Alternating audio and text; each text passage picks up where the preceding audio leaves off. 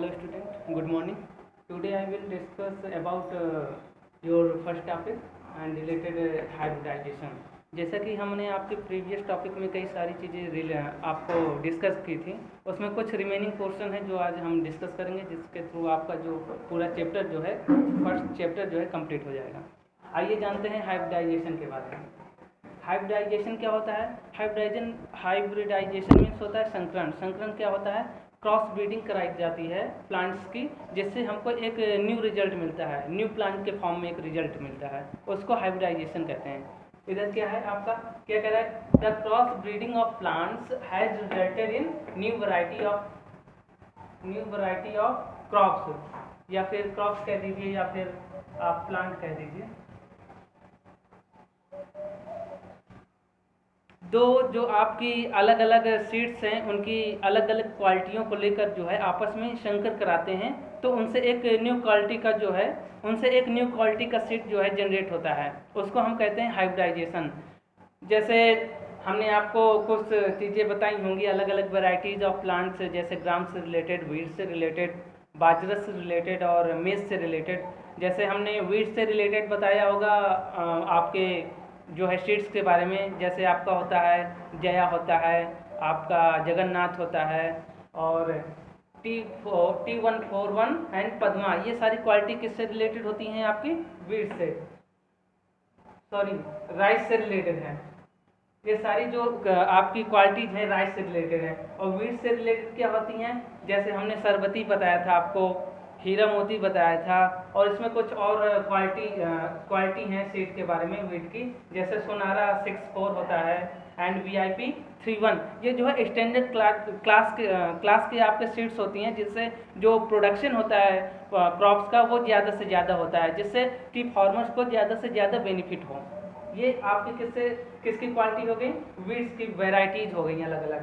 And brinjal बैगन से related, जैसे पूषा हो गया, क्रांति हो गया, पूषा पर्पल हो गया, और बाजरा से रिलेटेड HB1, HB3, HB4। इन ये ऐसी वेराइटीज हैं आपके प्लांट्स की, जिनसे जो है फार्मर जो है इनको फील्ड में सॉन करके जो है इनसे ज़्यादा से ज़्यादा बेनिफिट ले सकते हैं, इनसे जो है ज़्यादा से ज़्यादा पैदावार होगी, जिससे फार्मर को ज़्यादा से ज़्यादा बेनिफिट होगा।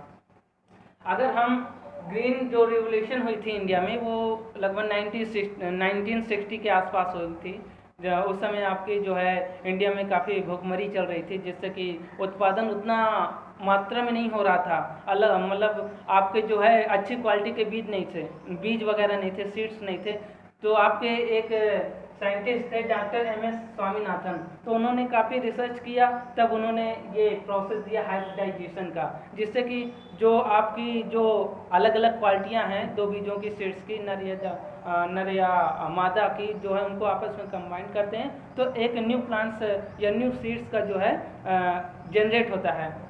तो ये आपके कौन है? Father of green revolution in India आपके जो है डॉक्टर MS स्वामीनाथन हैं। उन्होंने जो है 1960 में जो है ग्रीन रेवोल्यूशन हुई थी। ये आपके 1960 के दौरान ही जो है अलग अलग जो है वैरायटी की जो है अलग अलग वैरायटीज़ के जो है सीड्स वगैरह की जो है खोज हुई, जिससे कि उसी समय से जो है जो पैदावार जो हुई काफ़ी मात्रा में होने लगी, अलग अलग किस्म के आपके सीड्स आने लगे, जिससे पैदावार जो है धीरे धीरे बढ़ती गई। अगर हम फिशरीज के बारे में बात करें, फिशरीज क्या होता है? Fishery is the business of occupation of catching fish, मतलब फिश को पकड़ना, जिससे कि फिश को पकड़ना समुद्र एरिया या फिर जो कोस्टल एरियाज होते हैं, जो पीपल वहाँ रहते हैं, तो वो किस पे डिपेंड करते हैं? आपके फिश और जो भी आपके कोस्टल फूड हुए उन पे डिपेंड करते हैं। ज़्यादातर जो है जो आपके ज़्यादातर जो पीपल आपके रहते हैं कोस्टल एरिया में रहते हैं, जो सारी चीज़ें वो अलग अलग टाइप के जो है फूड उनको उपलब्ध नहीं हो पाते, तो उनका जो मेन जो फूड होता है, मेन भोजन जो होता है वो फिश होता है, तो उसी को वो बेच के उससे इनकम प्राप्त करते हैं, और उसी से जो है अपना सारा जो है जो भी खर्च वगैरह है वही पूरा मैनेज करते हैं उसी के थ्रू। आपकी जो है इसमें जो है जो रेयरिंग जो होती है, जो पालन पोषण होता है फिशरी का, जो है एक लार्ज स्केल प्रोडक्शन में जो है वो क्या कहलाता है, आपका पिसिकल्चर कहलाता है। मतलब जो फिशरी जो है अलग अलग टाइप के जो फिश वगैरह है उनके बारे में जानते हैं, जो उसके थ्रू जो अध्ययन करते हैं उसको हम क्या कहते हैं, पिसिकल्चर, पिसिकल्चर कहते हैं उसको, ठीक है। और जो आपके फ्रेश वाटर फिशेज और सी वाटर फिशेज ये अलग अलग हैं। जैसे फ्रेश वाटर फिशेज में क्या क्या आती हैं, रोहू आ गया, कैटला आ गया, सिंगारा आ गया एंड मांगूर। ये जो फिश होती हैं ये फ्रेश वाटर पे डिपेंड करती हैं। इनका जो वाटर होगा फ्रेश होना चाहिए, फ्रेश फॉर्म में। और जो अगर इनको हम सी वाटर में अगर इनको छोड़ दें, उस जो है जो भी उनका जो है क्या कहेंगे आपको, जो उनका एरिया है जो उस पर मैनेजमेंट नहीं कर पाएंगे, उस पर वो जो है वो उनके अनुकूल जो वातावरण जो होगा, इन्वायरमेंट होगा, वो इनके लिए जो है सी वाटर इन्वायरमेंट इनके लिए अच्छा नहीं होगा। मतलब उस पर जो है ये नहीं निर्भर कर पाएंगे। एंड जो कॉड, ट्यूना एंड शार्क है ये जो है सी वाटर फिशेस हैं। ये काफ़ी लार्ज, इनका जो साइज होता है काफ़ी लार्ज होता है, तो इसलिए जो है ये सी वाटर फिशेस के अंतर्गत आती हैं। शार्क हो गया, ट्यूना हो गया और कॉड। जो आपका फिशेज है इसमें जो है ये काफ़ी आसानी से डाइजेस्टेबल होता है और इसमें जो है आपका विटामिन ए और विटामिन डी का अच्छा स्रोत होता है। तो इसमें जो है ये काफ़ी लोग जो है इसको फूड के रूप में लेते हैं, ताकि जो है ये आपकी आंखों से रिलेटेड कोई प्रॉब्लम है तो ये काफ़ी बेनिफिशियल होता है। मतलब क्या क्या कहें आपको जो है कि ए और डी विटामिन, जो ए और डी का जो है ये सबसे अच्छा स्रोत है फिश का। ओके, अगर हम एपीकल्चर के बारे में कहें, एपीकल्चर क्या होता है, रेयरिंग ऑफ हनी बीज और bee keeping on a large scale for a commercial purpose is called apiculture.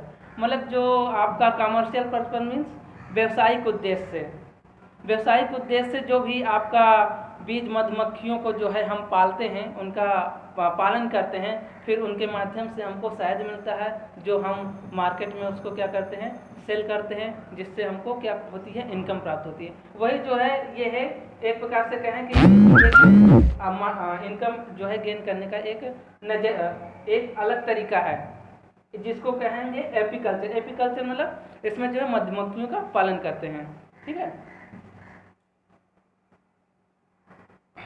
और जो है एपीकल्चर ये भी आपका विटामिन जो है क्या कहते हैं, शुगर की अपेक्षा ये काफ़ी आपका इम्पोर्टेंस है, ये काफ़ी हेल्थ के लिए भी काफ़ी बेनिफिशियल है।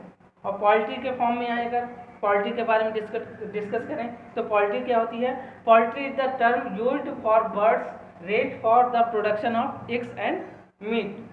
मतलब इसमें जो है सबसे अच्छा जो आपका बर्ड्स होता है पोल्ट्री के लिए वो चिकन होता है। मतलब हेंस की जो छोटी छोटी मुर्गियाँ होती हैं उनका पालन पोषण करते हैं, जिससे कि हमको किसका प्रोडक्शन हो सके, उनके जरिए जो है मीट, एग्स आदि प्राप्त हो सके काफ़ी लार्ज मात्रा में।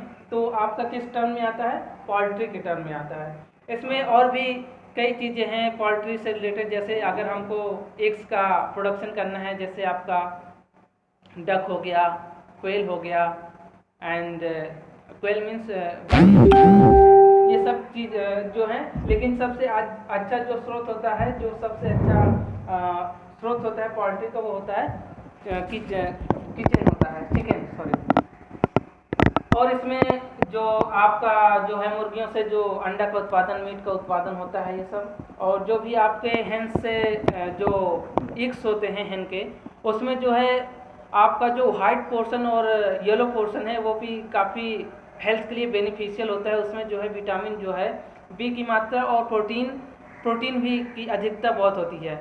जब जो आपका वाइट पोर्शन होता है उसमें आपका जो है प्रोटीन का जो स्रोत होता है बहुत मैक्सिमम वे में होता है, और जो योल्क होता है जिसको कहते हैं जर्दी सफ़ेद येलो फॉर्म में होता है, उसमें जो है फैट थोड़ा बहुत फैट होता है, जिससे जो है लोग क्या करते हैं, अगर एग वगैरह का सेवन करते हैं बॉडी हेल्थ के लिए, तो उसमें जो है ज़्यादातर उसको वाइट पोर्शन को खाना पसंद करते हैं। क्यों? क्योंकि उसमें प्रोटीन की मात्रा होती है और जो वाइट में होता है वो फैट होता है ज़्यादा, इसलिए उसको छोड़ देते हैं। अगर हम इनकी जो है अगर वैरायटी के बारे में जाने तो इसमें जो है 3 जो वैरायटियाँ हैं इनकी जो है सबसे अच्छी होती हैं। आपका ब्लैक माइनोरिका हो गया, रोड आइसलैंड रेड हो गया और H260 हो गया। सबसे अच्छी इसमें कौन सी प्रजाति होती है वैरायटी? H260, जो कि 1 ईयर में आपको लगभग 260x जो है उत्पादन करती है, वो जनरेट करती है। जो अंडों का उत्पादन होता है H260 वैरायटी से, वो होता है आपका 1 साल में 260 एक। तो वो ज़्यादा बेनिफिशियल होता है, जिससे कि हमको जो है ज़्यादा से ज़्यादा एक्स जो है हमको प्राप्त होंगे और उनको ज़्यादा से ज़्यादा सेल करेंगे, जिससे कि आपकी इनकम भी बढ़ेगी। Okay, thank you. और जो आपका जो है हम ये आपका चैप्टर पूरा कंप्लीट हो चुका है, तो हम आपको एक्सरसाइज देंगे और इसके पहले आपके वीडियो में जो है कुछ पेज भेजे थे आपको रीड करने के लिए, तो उनके थ्रू आप जो है उन आंसर को खोजिएगा। Okay, thank you.